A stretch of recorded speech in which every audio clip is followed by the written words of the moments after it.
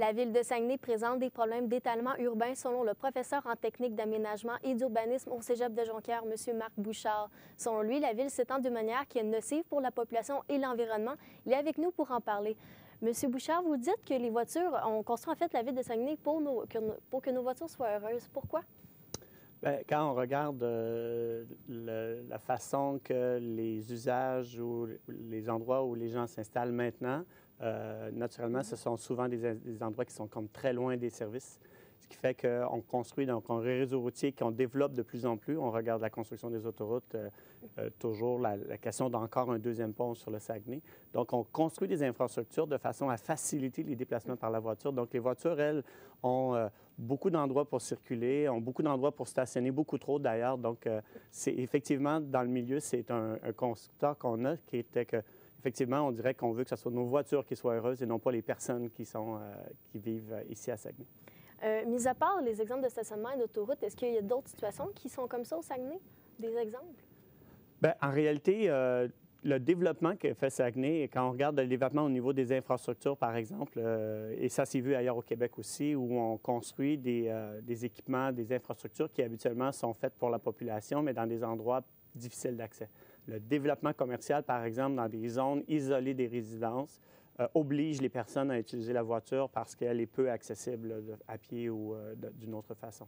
La concentration d'installations, comme les patinoires, par exemple, serait un exemple aussi, où les dernières belles patinoires qu'on a construites ont été installées à côté de la principale glace qu'on a, qui est le centre Georges Vézina. Ce qui veut dire que quelqu'un qui voudrait aller patiner à pied ne le peut pas. Donc, de toujours prendre la voiture. Mais est-ce qu'on n'a pas toujours été dépendant de nos automobiles? On n'a pas toujours été dépendant de nos automobiles. C'est à la fin de la Deuxième Guerre mondiale que l'industrie de l'automobile a commencé à se développer. Je donne un exemple, l'exemple montréalais, parce qu'on est moins au Saguenay, mais au Saguenay, on pourrait en parler. À Montréal, 1946 à peu près, donc fin de la Deuxième Guerre, il y avait plus de gens qui prenaient le transport en commun en 1946 qu'aujourd'hui en 2011. Bien, en réalité, on dit aujourd'hui en 2011, mais en 2012, on a légèrement dépassé, non pas en pourcentage, mais en nombre, le nombre de personnes qui utilisaient. Parce que dans ce temps-là, ce n'était pas dans les mœurs des Québécois, entre autres, mais que d'utiliser nécessairement une voiture pour se déplacer. Dans ce temps-là, on vivait encore de façon plus rapprochée. C'est là qu'on a commencé à voir l'exode des gens vers les banlieues, qu'on a commencé à voir... Ici, on a un phénomène au Saguenay qui est un peu différent aussi, parce que nous, c'est pas vers la banlieue qu'on veut s'exoder, mais vers un cours d'eau, un plan d'eau, le lac Kenogami ou autre. Donc, la facilité de la voiture, donc, elle est de plus en plus confortable, de plus en plus grosse et en même temps de plus en plus dispendieuse, malheureusement, mais ça, les gens le voient très peu. Finalement, font que les gens veulent aller s'installer plus loin. C'est quoi la conséquence sur le transport en commun? Bien, en réalité, quand on étale le territoire et qu'en plus, on conçoit sans réfléchir à la possibilité de le desservir en transport en commun, par exemple, mais ça devient très compliqué. Quand on travaille sur le phénomène de la sécurité routière ou quand on travaille sur, que ce soit l'aménagement d'un transport collectif, on doit travailler avec ce qu'on a. Et malheureusement, comme on a pensé tout ce qu'on construit en fonction de la voiture, il est souvent difficile d'y mettre un système de transport en commun qui serait efficace. Donc, les gens qui veulent un transport aux 10 minutes ne l'auront jamais, ça c'est clair.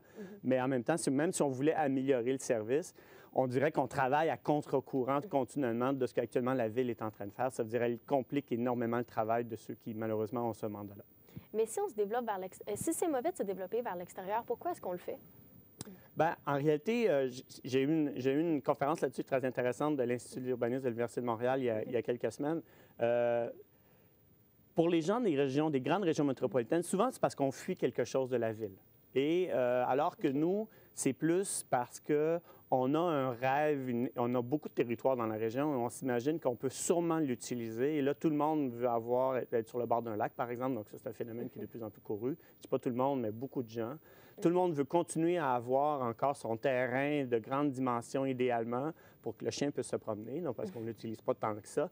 Mais donc, on continue à avoir un rêve, une genre d'idéalisme de ce que devrait être ma maison ou mon chez-moi, qui est là depuis 1950 et malheureusement n'a pas évolué parce que la réflexion, la pensée collective, la pensée de développement durable, au contraire, est en train de dire, mais au lieu d'avoir chacun son propre petit coin de terrain, ce qui est peut-être faisable en termes géographiques, en termes de disponibilité, mais en termes d'impact sur notre qualité de vie. Donc, ce que les gens vont chercher comme qualité de vie vont souvent la perdre en transport, en problèmes financiers, par exemple, parce que d'avoir 2 voitures, 2 grosses voitures surtout, parce que quand on reste à l'extérieur, on veut être en sécurité quand on se déplace, donc on se ramasse. Rapidement, c'est quoi la solution à l'étalement urbain à Saguenay?